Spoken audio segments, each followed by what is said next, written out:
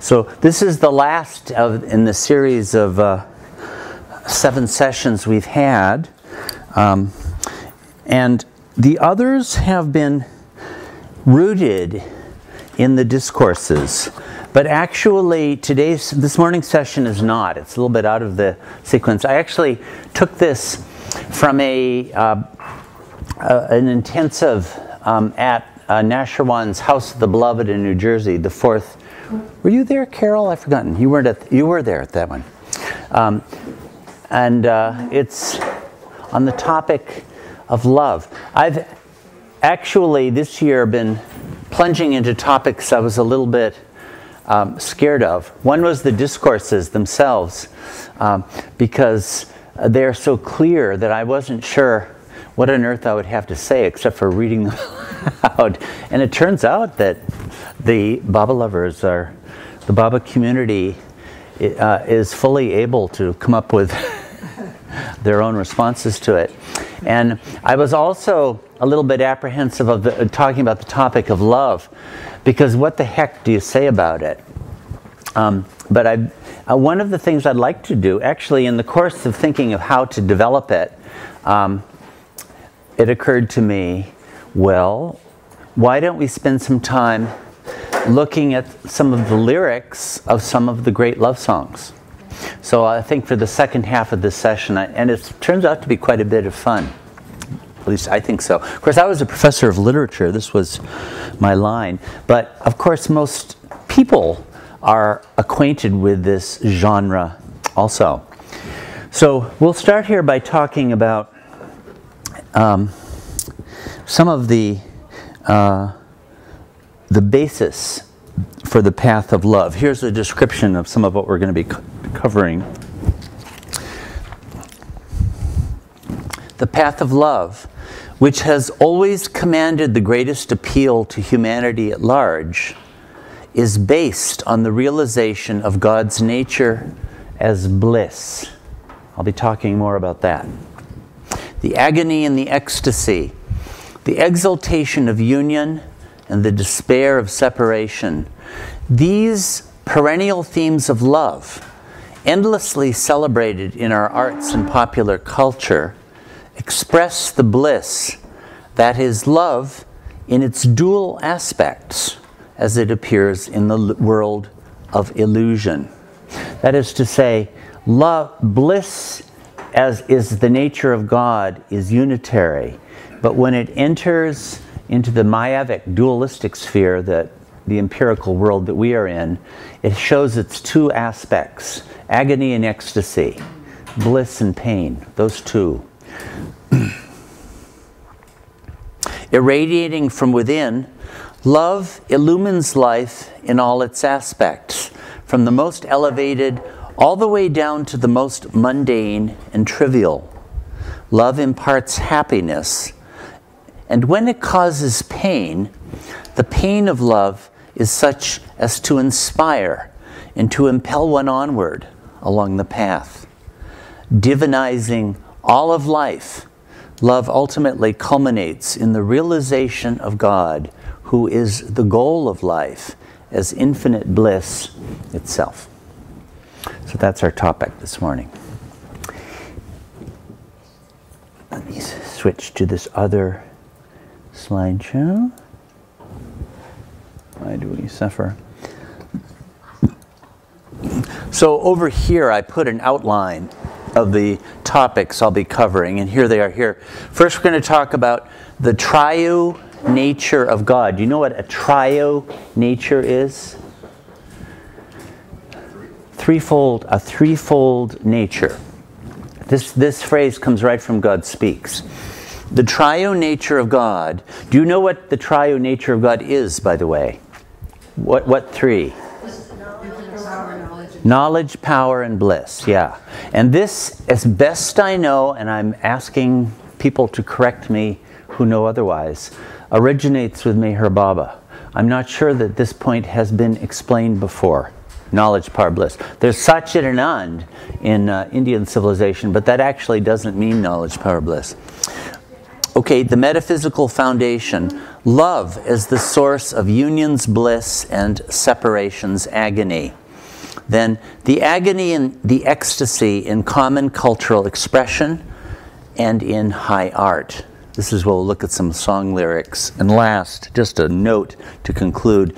Love and the divinization of daily life, or the transformation of the happiness-misery dichotomy into divine bliss.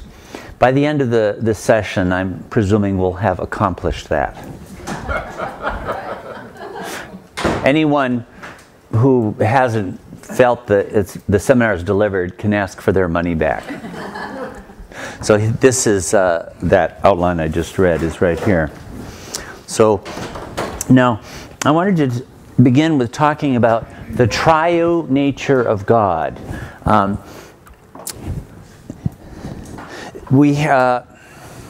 This appears in MeherBaba's Discourses from the 1920s on.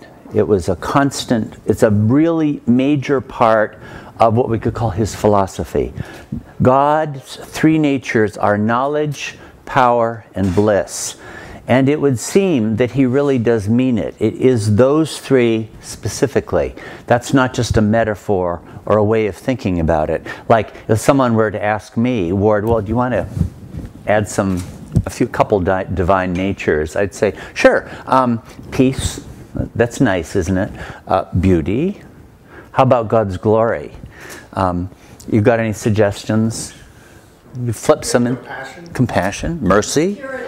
Purity. God is purity. Okay, we've gotten up to 8 already. Well, apparently knowledge, power, and those are certainly significantly associatable with God. I'm sure in the 99 names of God in Islam, mercy is actually the very first. I'm sure you could get all of those. The 101 in Zoroastrianism. It's not to say that they aren't attributes of God. But here is how we actually know that Baba means it, that knowledge, power, and bliss really are the triune nature of God, because they are the foundation of the three spheres. What are the three spheres in Meher Baba's cosmological account? Gross, subtle, mental. That's right. Gross, subtle, and mental. And the three bodies are the gross, right? You guys are, most of you would be acquainted with this, right? The gross body. The gross body, yeah. And for my own part, and I'm sure, you know, there'll be, most of you are subtle or mental. Those who aren't, majubs here. And apparently, I mean, I take this as true because Meher Baba has said it. We really do have three bodies. It's not just kind of a way of thinking about things. It's actually the case. For example, when your physical body dies, you're actually in your subtle body. And when you progress beyond the fourth plane, like Carol is doing right now, going from the fourth to the fifth, you kind of leave your subtle body. He describes this and how it all happens. And you become aware of your setting your subtle body aside, and you identify yourself with the mental body. In other words, this is empirically true for people who are on those levels. Lois? Does that explain why she moved into a trailer park? I'm sure it does. The address is, okay, the park is called Idle Wheels. The address is 107 Easy Street. Yeah. That when you go to the fifth plane, you're passed through the dark night of the soul. You're beyond peril of falling. Passed through my Oklahoma route to the trailer park onto Easy Street. Because on the fifth plane, you got it made. It's just a matter of time. So, okay, well, here's a word from on high. We got Scott in this case. So, the point is here that the mental sphere, subtle sphere, and gross sphere, here's where Easy Street is in the mental sphere. Mental body, subtle body, and gross body are directly related to the triune nature of God. There's a really good chart in God Speaks. We had the time we'd look at it. I think it's chart 7. It talks about this matter. Thus, the mental sphere is a shadow of knowledge, God's nature as knowledge. The subtle sphere is the shadow of God's nature as power. And the gross sphere is the shadow of God's nature as bliss. Right? In fact, I wish I had this slide. It would take me a minute to find it. It's not worth the time. But Baba says the sphere is the big shadow, and the body is the little shadow. So your mental body is the little shadow, actually, I'll just say, of God's nature as power. It's actually of the Atma. The Atma. And the subtle body is the little shadow of God's nature as power, and the gross body is the little shadow of God's nature as bliss. And through the medium of the little shadow, we look out at the big shadow. Baba explains that too. Through the medium of the body, we look out at the universe. Are you getting this much? Is this? Yeah. Okay. So it's actually a very beautiful, there's a beautiful symmetry in all of this. I don't think this has ever been explained before Meher Baba. I've never seen it anywhere. 3 spheres, 3 bodies that directly mirror and are shadows of the triune nature of God. Now, you mean by Meher Baba or by other avatars? I haven't seen it anywhere before Meher Baba. I've seen bits and pieces here and there. I haven't seen knowledge, power, bliss given before. Do any of you know otherwise? Satchidanand, I could talk about that, but Satchidanand does not mean knowledge, power, bliss. Sat is truth, Chit is consciousness, and Anand is bliss. So truth, consciousness, bliss. You are the trinity of truth, knowledge, and bliss. The Gujarati would be Satchidanand there. It's not knowledge, power, bliss. There's no power term there. I really would like it if anybody can, I mean, I'm saying this to groups, and if I'm putting my foot in my mouth, I would love it if somebody could correct me of this vice. But so far as I know, Baba is the first to reveal this to humanity. So you see, the whole structure of the cosmos, mental, subtle, and gross, is directly mirroring the triune nature of God Himself. This is, for people interested in Meher Baba's philosophy, this is a big point actually. Now, to try to look at these individually for a moment, to intuitively see if they can make sense. What do you think? Why would the mental sphere be related to knowledge?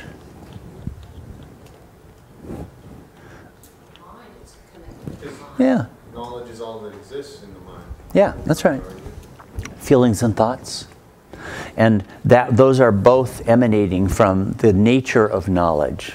The conscious, whatever knowledge is, it's hard to define it. It seems obvious, actually. Mental sphere, the mind, and knowledge. What about the subtle sphere and power? Energy. Energy. Mode of energy. Pran. What can you do on the subtle sphere? I know it's hard to remember, Carol, but back when you were on the 4th plane? Yeah, I know. Yeah. Yes, sir? Did you want to say something? What is some of the stuff you can do on the subtle plane? You can create worlds. Yeah. You have the uncontrolled power of God. Right? Miracles. That's right. Miracles, power.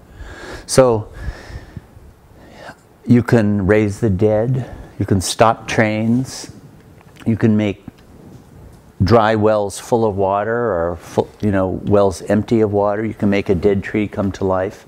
Power, infinite power is at your disposal on the 4th plane. But Baba doesn't recommend that, right? No. No. So, hold on. Unless you want to go, unless you feel like trying out stone state again. Yeah. Yeah. So, you're talking about 4th plane, but I know that probably on 2nd and 3rd plane, they're also... Some of the miracles I just mentioned, Baba identifies with the earlier subtle sphere. Yeah. So in how it all happened for that, this is in the book Early Messages to the West. How it all happened reprints the film scenario Baba gave in 1931 originally, and 1934 he developed it. And it's a description. It's a film describing gives a description of passing through the plains. It's one of the most visual and imagistic descriptions of the planes that I've seen. And in it, the whole subtle sphere is described in terms of light, circles of light, or he'll use the phrase, a shattered mass of light. Isn't that a curious expression? A shattered mass of light. So apparently this, what those of us in the gross sphere see here as a room with objects in it, would appear to the eyes of someone on the subtle plane as light in some way. I don't know, swirls of it, or dense masses of it, or, I mean, we'd have to have someone like Carol describe what she sees, but now she can't see it anymore. She's gone to the fifth plane. So this makes sense. So that the subtle sphere, the subtle body, would be related to power. It intuitively makes sense, right? Now this is the most curious one, bliss and the gross sphere. But I've spent enough time thinking about it where it makes actually great sense to me. But what do you think? Why would the gross sphere be the shadow of bliss specifically? Do you have any thoughts on it? Baba hasn't explained it. He says it, but doesn't really explain. I'm just improvising. Bullshitting, okay. Yeah, bullshitting. Yeah. So what I would imagine Yeah. is the gross sphere where you do your spiritual progress on the path of God. So once you go through that, and the path of love, Right. it says devotion, you may experience bliss. The path of love is the path of bliss, and it is directly accessible on the gross plane. Yeah. Let's take bliss as a divine nature of God and break it up into two. Let's bring it down to the dual sphere, okay? And use the Hindi expression is sukh dukh, happiness, pleasure, okay? How about that? What if you're gonna, and don't be spiritual now, be a hedonistic, gross conscious person. What are some examples of pleasure? Food. Sex. Drugs. Rock and roll. Don't leave out Music. shitting. I mean it. I mean it. Shitting. As you get to be older, that kind of rises. As you get, when you're 20, sex is here and shitting is there, but they sort of. Frank Zappa said the same thing. So all of these are directly gross sphere pleasures, are they not? It's almost like, now I'm not saying that there isn't bliss on the higher planes. I'm sure there is. But the most direct emblem of pleasure brings to mind gross things for me.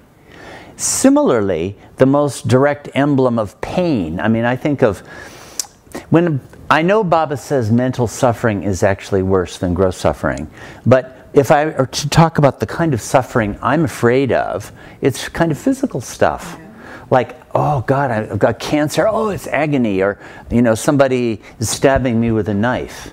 So it's like the divine natures of God are present everywhere, from the gross up to the mental, up to God. But the most direct image of it is the gross plane. I'm just trying to rationalize this and intuitively make it make sense. Yeah? I'm thinking of the dynamics of possession of something. You can have something. You can have sex. You can have a meal. You can have this.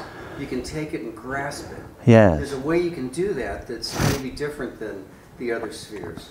Yeah, that's true. There is a physical possession. You become it. You assimilate it. Yeah, sir? Well, like separation and union on a very primitive level, getting down to birds and mammals, you know, mother and babies. That's right. Yeah. All of that. Separation is, you know, Yeah. what's the word? I mean, it does seem to me that the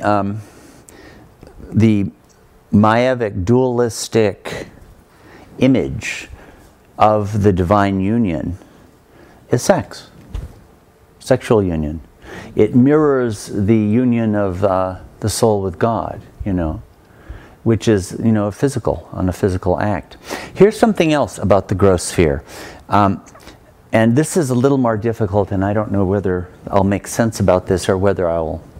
This is me just sort of spinning on it, right?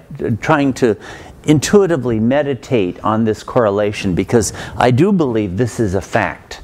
I mean, I could give you lots of texts from Baba that the gross sphere, the gross body, are the shadows of bliss specifically. You see, okay, we haven't really gotten to love yet, but we're going to associate love with bliss too. But let me put it this way.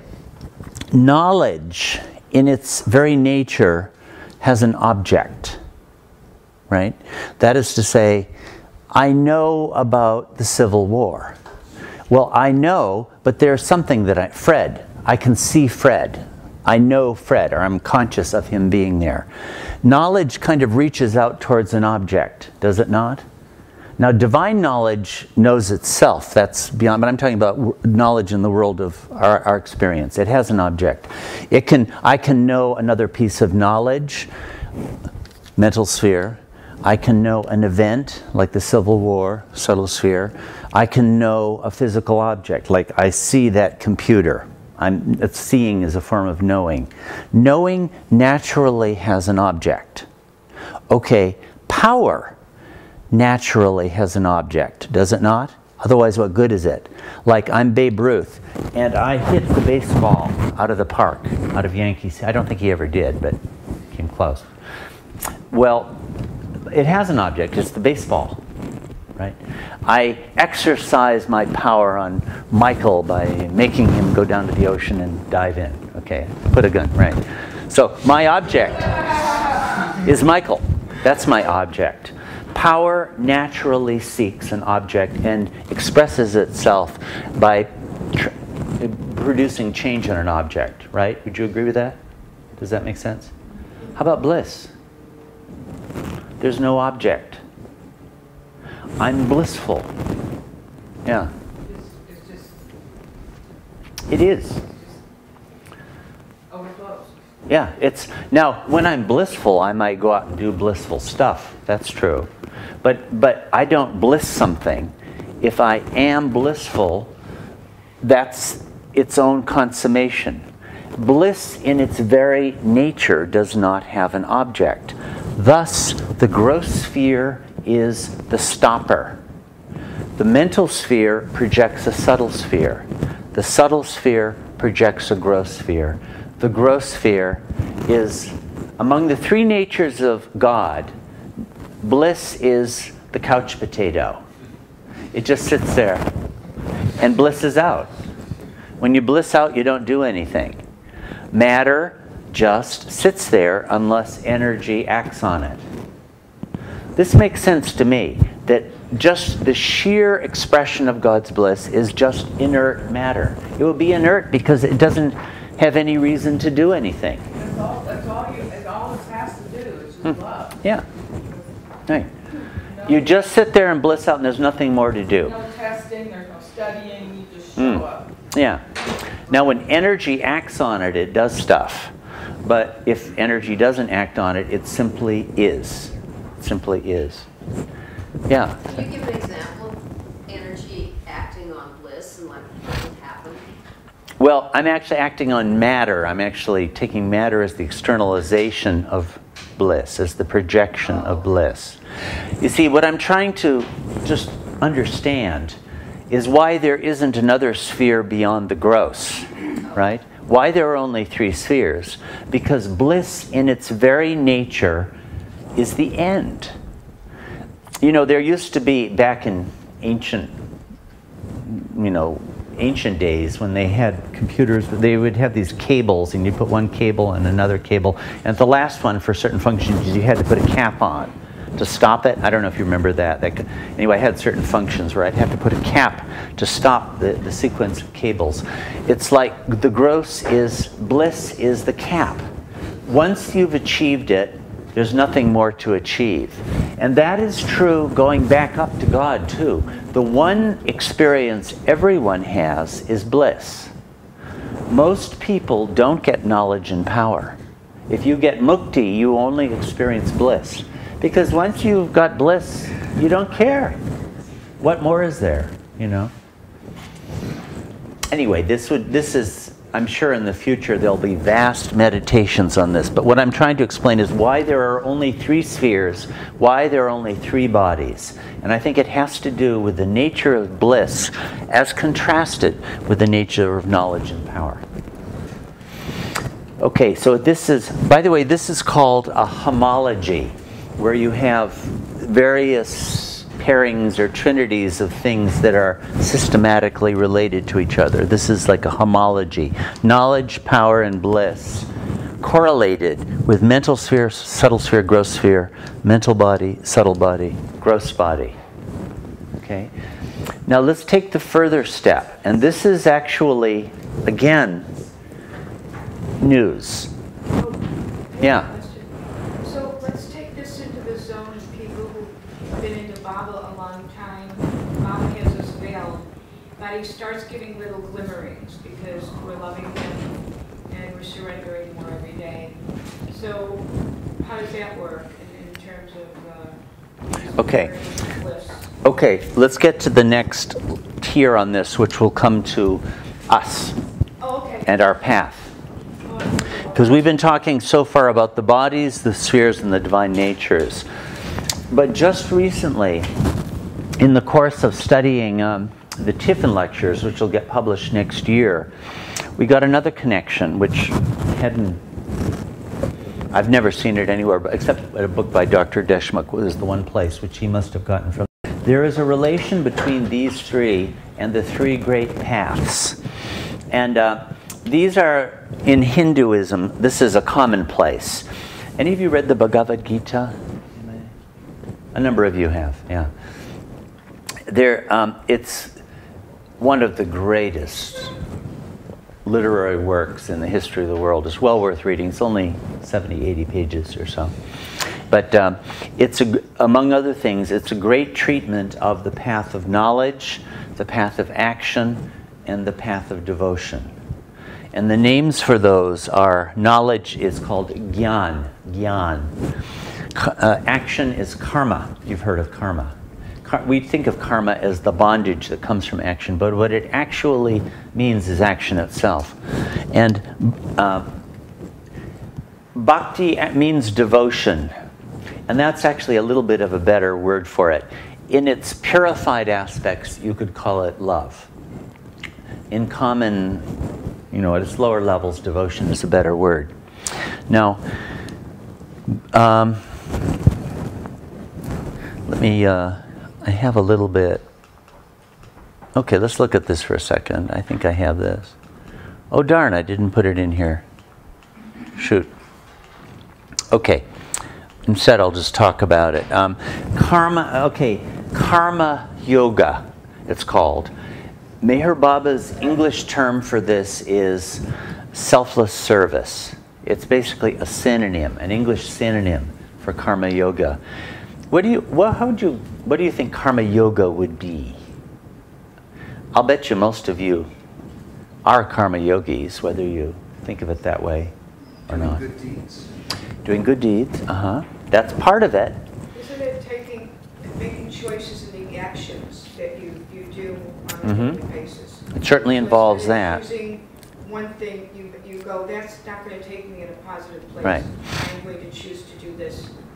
Right. It certainly involves that. Sarah? Smiling at a stranger for no reason in particular. Sure. Okay, let me ask this. Okay, I've smiled at a stranger. I've made good choices between actions, and I've done it all day long. I have a 99% batting average of choosing the good action over the bad. I come back at home and I think, what a good boy am I? Am I a karma yogi? No. Why not? Yeah. Attachment to results. Attachment to results. There's that line in the Bhagavad Gita, to work thou hast the right, but not to the fruits thereof. Right. Renouncing the fruits of action. That's what differentiates karma yoga from goodness. Yeah. Chester? It would be karma yoga with the proviso that in discharging my responsibilities, I renounce attachment to the fruit of action. That's the key to karma yoga. That's what keeps it from being bondage. You know, for those of you who went to good and evil discussion last week, Baba said that good creates bondage. Good action creates bondage. Why does it? Because when doing good, if in doing good you're attached to it and attached to the results, you bind yourself in goodness. As surely as you do in badness. It's better bondage. I mean, the results of it are happiness and good things come to you, but you're bound. If you don't want to be bound by goodness, you have to renounce the fruit of action, and that is karma yoga. Didn't Baba say that oftentimes you do self-service without even knowing it? If you completely forget that you're serving, that's real selfless service. Like that. Yeah. It's helpful for me to connect the dots between what attachment means and identification of myself. Yeah. It's like it's just a way for me to understand that Yeah. attachment is kind of like out there, I'm attached, that's theoretical, but the thing is that I become identified with this person who is doing good deeds, Right. good actions. So I think that's where the bondage is, right? That's right. I identify myself. I'm the doer. I'm doing it. I am the doer, and the critical element to that is being attached to the action and its result, because the result of an action, if I'm doing an action, it is probably because there is a sanskara that prompts me to it. And a sanskara has at its base a desire, and a desire is for an object. So if I am attached to the object of my desire, I am going to identify myself with it and be bound by it. Lois? I think that we can so easily fool ourselves. We have to be so careful. I was thinking about something that I did a couple months ago, a good deed, and I would have thought that, hey, I've renounced the attachment to the fruit of it. Because I never told anyone what I did to this, but yet I'm attached to the fact that I did it. That's right. Because I'm so thinking about it. I'm so humble about my goodness that I never tell anyone. That's how humble I am. That's how humble I am. Yeah, so you just The ego is trick yourself. in the discourses on the ego. Baba talks about all these things. How the ego at first will say, "I'm not interested in spirituality," but then when it gets into spirituality, the ego says, "I'm very spiritual." Why would this karma yoga or selfless service be related specifically to power? Because it is, in fact. What's the connection between karma? It's energy. Yeah, you're acting. It's action. Yeah, all action in the universe is power. derived from karma. Mm-hmm. Isn't that what Baba said? And Sure. so that means all the power in the universe that's Right. moving, the parts in the universe are Right. power and karma kind of intertwined. You're applying your karma and your energy towards the fulfillment of a purpose. It is action. And power is what makes action possible. It's the negotiation of power. So what karma yoga is the selfless exercise of God's nature as power. Power specifically. That specifically is what relates to karma yoga, or selfless service. How does the desire nature figure into that? Well, the desire nature is in all of this. And I mean, the desires are actually rooted in the whim of God. And that's what ultimately motivates everything. But when you renounce in karma yoga the fruit of desire, in the very process of expending your desire and expending your karma, you're keeping from getting new karma. That's the method of karma yoga. But when I'm when I want to do something, I have sanskars that are coming through, and I'm feeling them, I'm conscious, and I want to do something, but I haven't done it yet. but the desire is like full Sure. force. It's Yeah. right there, but it's not expressed. Yeah. And it seems like it's kind of between the. Yeah. It's I don't know. It's like a stage of Yeah. expression. It's like so it holds energy. You know, if we They want to express. another good topic for one of these seminars is these 3 paths, where we could go into this a lot more, because Baba says a lot of things relevant to this.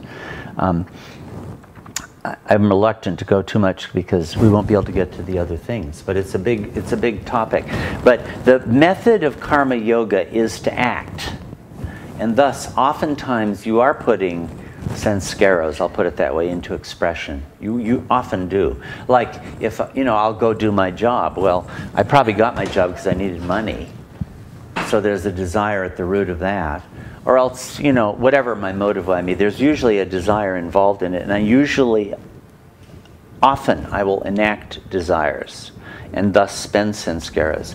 But the method of karma yoga, as distinct from these other yogas, by renouncing the fruit of action inwardly, I spend sanskaras and don't get new ones.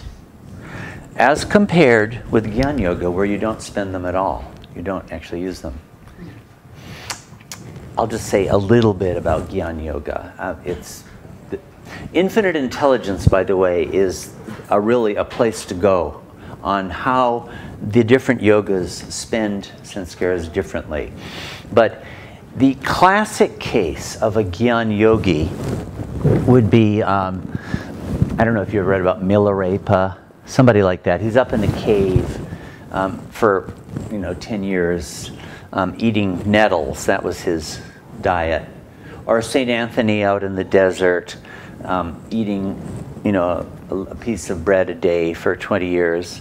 Or where you're in total isolation and you're focusing on whatever the object of your meditation is, and any thought or impulse that arises you destroy. That would be the paradigm case of Gyan Yoga. Now, most of us will bring Gyan Yoga to bear on our lives in a perhaps less dramatic way. But I'm giving the paradigm case. You don't allow sanskaras to come up at all. You annihilate them when they first appear. So another way of saying this is neti neti. Do you know the expression neti neti? What is, not this, not that. Whatever emerges into my consciousness that is apart from the object of my meditation or concentration, like if I'm, say, Baba's name, and something else comes up and I push it aside, I destroy it, I don't allow it to take over my consciousness. Yeah? There was a period of my life in the 70s where I did not read a newspaper, listen to the radio, or watch TV for a period of about 6 months. I felt bliss. Yeah. And maybe that's sort of a sense, because everybody be talking about things I wouldn't even know what they're talking about. Yeah. All I was concerned about is my own. That is a kind of a Gyan Yoga practice, in fact. It's discriminative. There's a big intellectual element because you bring the sword of discrimination to bear on everything that appears into consciousness. We're not really talking about this, so I won't say a whole lot. There are beautiful discussions in the discourses on this, especially the deeper aspects of sadhana. If you want to really see a nice, beautiful, short discussion of this, you can turn there. But in its pure form, you don't do anything. You kill your sanskaras by cutting off their heads the moment they appear, not by enacting them. So you see, it's rather different than karma yoga. Okay, enough on that, though. It's a fascinating subject. But the third one is really our topic, bhakti yoga. And this is rooted in, well, you can see why, Gyan yoga would be related to power. You're exercising discriminative knowledge on all the contents of experiences they arrive. Now, bhakti yoga, the yoga of devotion, or we could say love from the lowest to the highest, is rooted in God's nature as bliss. And when we bring bliss again down from the transcendental sphere to the dualistic sphere, I would describe it in terms of a pair of dichotomies. Agony and ecstasy. Let's put it that way, in heightened forms, right? Now, isn't that true? I don't know. Sweet 16 and never get kissed. You've never been kissed, and you do your first kiss. Feels pretty good, doesn't it? I mean, love, or else, oh God, she doesn't love me. Oh, she loves me. You know, it's like up a roller coaster from the heights to the depths. That's what love is all about. Love is directly related to bliss. So the path of love is for bliss junkies, actually. But, okay, do you agree? Yep. I mean, what I'm saying is there is an innate connection between love and bliss. So when we're talking about the path of bhakti or the path of love, it's the path that leads straight to bliss and has bliss as its motive power. Right? Does that make sense to you all? But now, here's the thing. I'm using the word yoga or marg here as a spiritual practice. In karma yoga, you're working with power selflessly. You're renouncing the selfish goals that you usually achieve through the acquisition of power. So you're not using power for fun. You're using power for God's sake or for others. Okay, Gyan Yoga is similar. You're cultivating discriminative knowledge for the sake of truth. You're not doing it for your own benefit. You're not acquiring discriminative knowledge and then, oh, I can read the minds of others. I'm going to go out into business and read everyone's minds and make a pile of money. That's not Gyan Yoga. It's the selfless use of it. In this case, in the case of bhakti and love, okay, I've got a beloved. Okay, we won't make it a high beloved for the moment. Let's just say I'm in love with this beautiful girl, okay? Bliss is at the center of this. If I'm a real lover, whose bliss am I concerned with? Beloved. The beloved's. It's renunciation. It's selfless. I'm concerned with the beloved's happiness, not mine. That's what makes it a yoga. If it's just a path of bliss, I'm just, doing my own bliss thing. I'm in the gross sphere. I'm, eating, everything I want. I'm having sex 20 times a day like a rabbit. And I'm excreting, now that I'm a 63-year-old, 20 times a day. And I'm just wallowing in the gross sphere. But if I'm on the path of a yoga, of a marg, I'm renouncing all of those things for the happiness of my beloved. I sacrifice myself for the sake of my beloved. That's what makes it a yoga. Thus, when Baba says, seek the pleasure of the beloved, put the beloved's pleasure above your own, it's this path, the path of love, where bliss is at its center, but it's not my bliss, it's yours. So this seems to me to really describe the character of the path of love. It is this connection specifically that is at the source and root of it. What do you all think? Does this sound right? Yeah. Here are, okay, I'll just say a little more about this. Yes? If you think about somebody else who you love to have a bliss, you feel bliss yourself too. That's right. That's right. You actually experience bliss by renouncing bliss. Baba, there are some wonderful statements of Baba's that I'm just not taking the time to read. But in one of them, Baba talks about these yogas and says the foundation of all of them is renunciation. Renunciation of the self-aim, and in this case, putting the bliss of another. And that's the thing. Baba says real happiness lies in making others happy. So the unexpected benefit is you wind up finding happiness yourself, even though that wasn't your aim. Your aim was the happiness of another person. That's the spiritual secret that becomes revealed to one in the course of one's life as you pursue this path. Now, let me see. I'm just going to read a little bit from the Tiffin lectures on these matters. By the way, we just found this. This was up at the Pearsons 2 years ago. All of a sudden, we found the original manuscript for the Tiffin lectures, which we've been working on for 20 years. What could you say a little bit about what the Tiffin lectures are? Yeah, they're talks that Meher Baba gave in 1926 and 27 to his Mandali. It's kind of like the spiritual training of his Mandali. And they're in, there are various manuscripts. I could talk about that. I've been working on it for 20 years, actually, and it'll be coming out next year. Why is it called the Tiffin? It's on the cover of the most important manuscript, and Tiffin means lunch.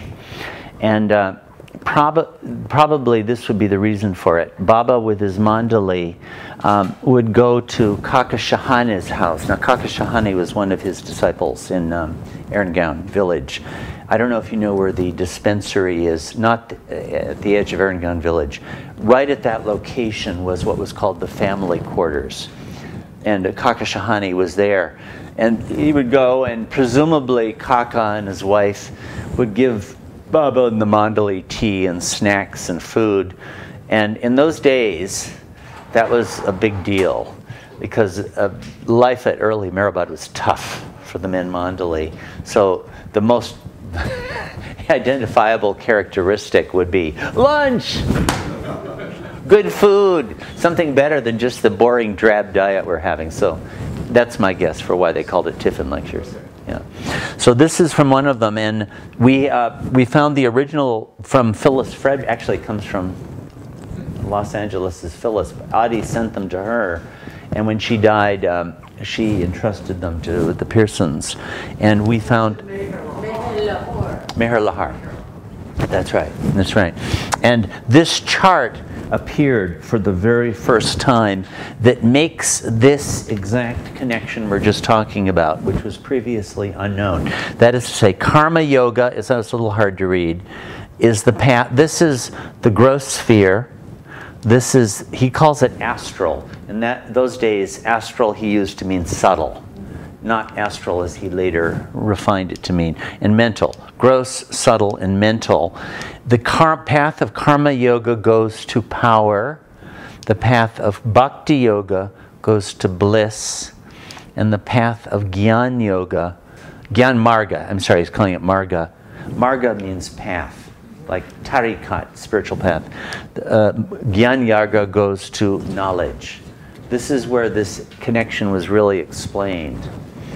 And he has little discussions of that. I'll just read bits of it. He who adopts the bhakti marg, or path of devotion, enters into the astral plane, means subtle plane, is rewarded by occasional glimpses of that eternal joy through whose rays he travels. Nonetheless, the final goal remains a long way off. The seeker has yet to cross this astral plane before reaching the mental.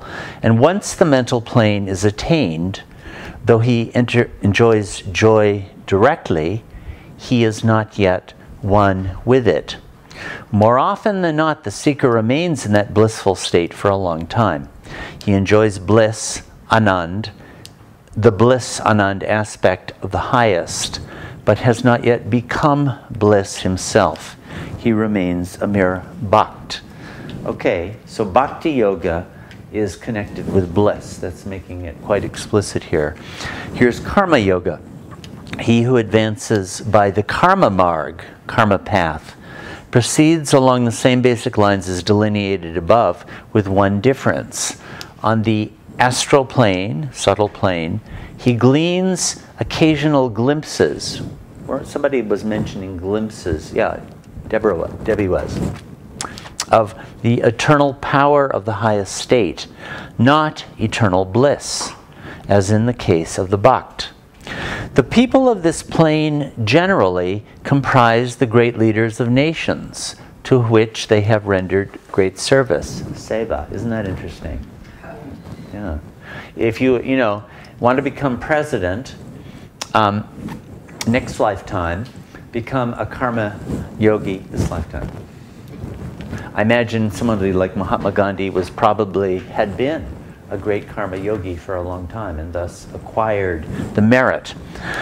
When these same karma yogis reach the mental plane, they become Mahatmas who achieve great wonders through powers they have acquired on the planes. So this is karma yoga, working selflessly with power through the medium of selfless action. And then Gyan Yoga, the third of these. Gyan means knowledge.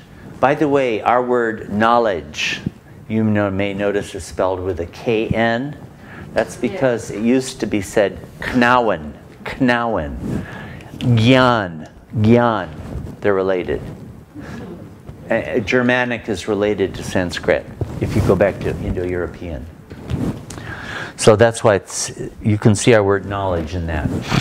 The Buddha's Gyan Marg passes through the same stages as those in Bhakti and Karma Margs do, except that he experiences the knowledge aspects of eternal existence. When these Gyan Yogis, as they are called, reach the astral plane, they win glimpses of eternal knowledge. And as they advance further into the mental plane, through their Gyan or knowledge acquired in the planes, they see the face of God. That is, they experience sakshatkar, God's immediate sight and presence. Earlier, while in the astral plane, they heard sweet melodies, smelt subtle fragrances, and saw beautiful sights invisible to the ordinary senses. So this is an explicit discussion of the three great paths and their connection to the triune nature of God. This is really an important part of MeherBaba's philosophy, or I'm calling it darshana these days. This homology, knowledge, power, bliss, mental, subtle, gross, the path of knowledge or Gyan Marg, the path of power or Karma Marg, and the path of bliss or Bhakti Yoga, Bhakti Marg. Okay? So this is all giving a metaphysical foundation to the whole path of love here. Now, let's, there's a lot more I could say about this, but let's move on. This is one of the greatest messages of all times. Of course, every time I read a new message of Baba, I put it in that category. But since this one is on screen at the moment, let me say that. This, you recognize this one? This is, yeah. Everything in the Nothing. It's the first message there. And what this message does, really speaking, is it gives the divine theme of God Speaks and tells it in the language of love. It makes it into a love story. You may notice, those of you who have read God Speaks, and probably most of you have, that it hardly talks about love at all. The word virtually never comes up. This is God Speaks made into a love story, or in terms of the love theme. Do we have a reader here? Can somebody read it out? Anyone? God is love, and love must love. And to love, there must be a beloved. But since God is existence infinite and eternal, there is no one for him to love but himself. And in order to love himself, he must imagine himself as the beloved whom he as the lover imagines he loves. Beloved and lover imply separation, and separation creates longing, and longing causes search. And the wider and the more intense the search, the greater the separation, and the more terrible the longing. When longing is most intense, separation is complete, and the purpose of separation, which was that love might experience itself as lover and beloved, is fulfilled. And union follows.